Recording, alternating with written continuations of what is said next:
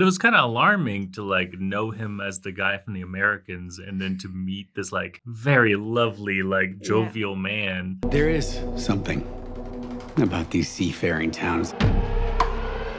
The superstition is At first, I kind of thought it was gonna be like this Parks and Rec meets Midnight Mass kind of thing, and then it became something different, something more. So, can you talk a little bit about establishing the particular tone for the show, like script-wise, but also with visuals? I think early on we just decided that comedy and horror can only exist if we take the world of the show seriously and treat it as a real place. And what's funny and scary can be kind of the tension popper for something that feels really grounded in reality. I would say for the script, in the beginning, many, many, many years ago, it started as a much more pure comedy script. And How many years ago? Okay, so I mean, I hate to say how long, but it was actually my submission spec for Parks and Recreation for my first writing job, which was, God, like 18 years ago. So I was only 5 years old. So it was a great way to show my sense of humor that got me that job. But I just kept coming back to it because I really wanted this world to exist. But I wanted,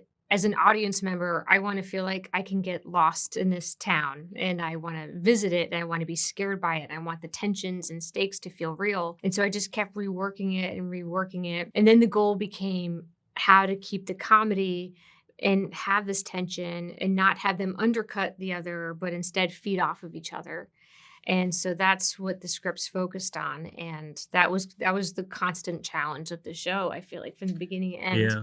Yeah. And so, yeah, I mean, the premise is sort of, it's already sort of interesting and tense. It's just kind of, I think we led with like, what is this place? The curiosity of like, what is this location? Who are these people living in this remote island? Why is the technology so old? Mm-hmm. And yeah, I think the key was to kind of take it literal in a way. There's like a lot of really servicing that. So like there were jokes that could have made me laugh so hard in the room, but then it's like, oh, it's just going to take away from feeling like this is a real place and these are real people. So we were really tough on that, which I'm glad for. I have to ask you about the casting of Matthew Rhys, which is this curious thing for me because I spoke with him like a couple of years ago, and all I could think of during the conversation was like, he is so funny. Why isn't he doing comedy? And now he's here and he's funny, he's heartbreaking, he's all kinds of things, So how did it all start? How did you get him? And how did you think he was the perfect man for the job? Okay, so it sounds like we had a very similar experience as you because we were both huge fans of him as an actor. I honestly think he's one of the best actors ever of all time. I love The Americans. I think he can do anything. Yes. But same thing, it was like I had no idea he was a funny person. And then we Zoomed with him and he was so charming and funny and lovely. And he just seemed to really get the show. And we got off the Zoom with him and talked on the phone and we were both just psyched, like, oh, this is it. This feels good. This is great. But it was kind of alarming to like know him as the guy from the Americans and then to meet this like very lovely, like jovial man.